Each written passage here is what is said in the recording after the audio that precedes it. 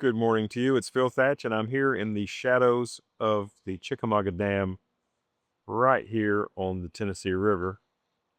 And see if I can swing around this way and show you the dam. There's the dam right there. And right over in this direction is a huge power tower, and it has an osprey nest in the top of it. And then on the other side of the river, somewhere in that shot, is another huge power tower, and it has an osprey nest. And I've counted as many as 9 at a time osprey hanging around here.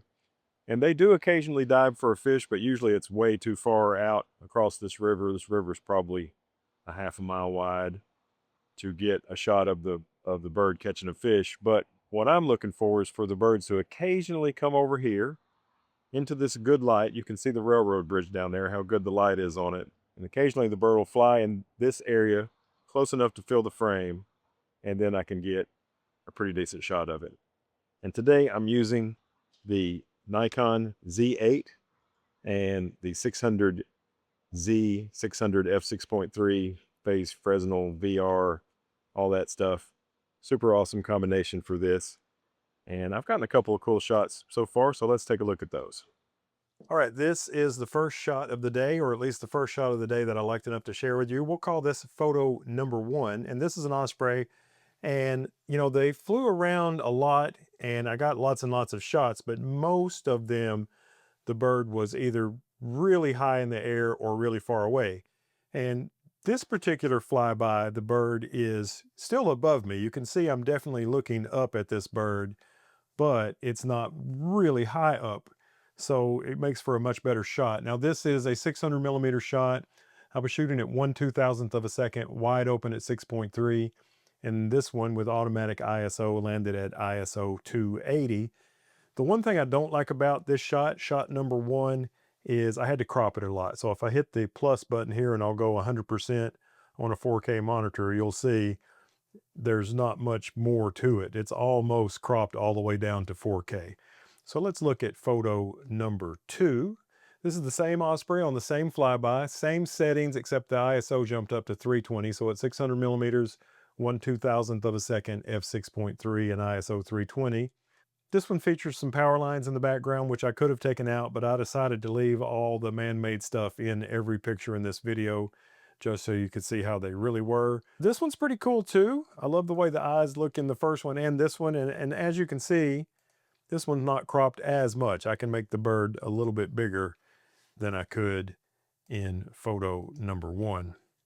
Okay, so this is photo number 3 with the exact same settings, except the ISO has crept up to 450 on this one. And this one is much larger in the frame, so I didn't have to crop this one as much. The bird's flying towards me. Really beautiful. Photo number 3, a 600 millimeter shot at 1/2000th of a second, wide open at 6.3. And here, from the same flyby, is photo number 4. This one has the exact same settings, except the ISO has crept up to 500.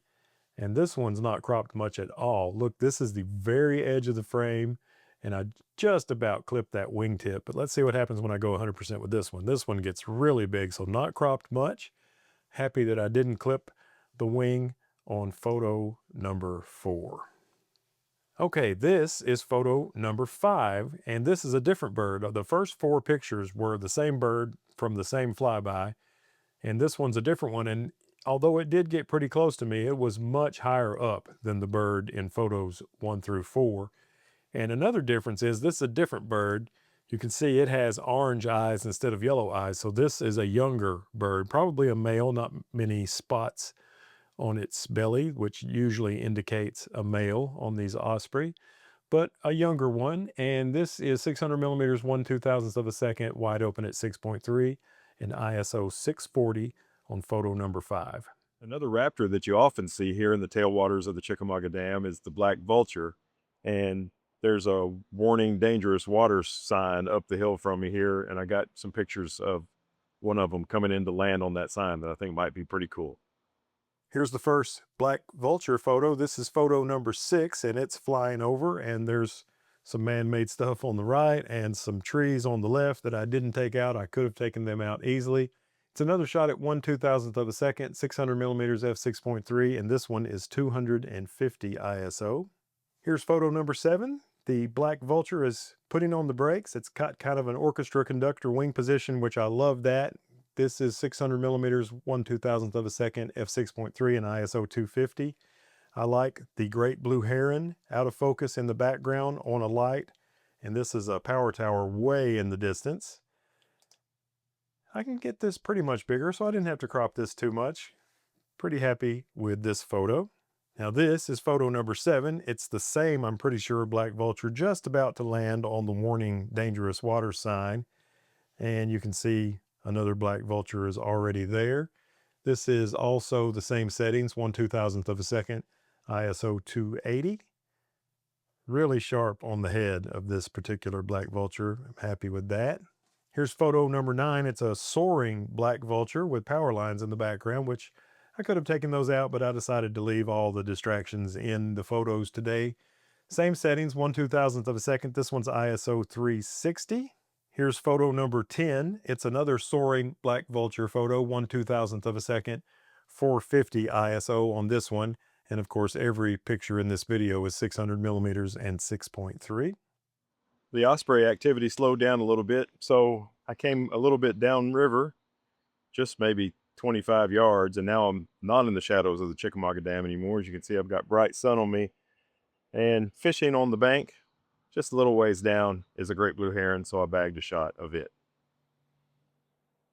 Here's photo number 11. It's the great blue heron there fishing on the bank. I wish this rock wasn't covering up the majority or 50% of its legs.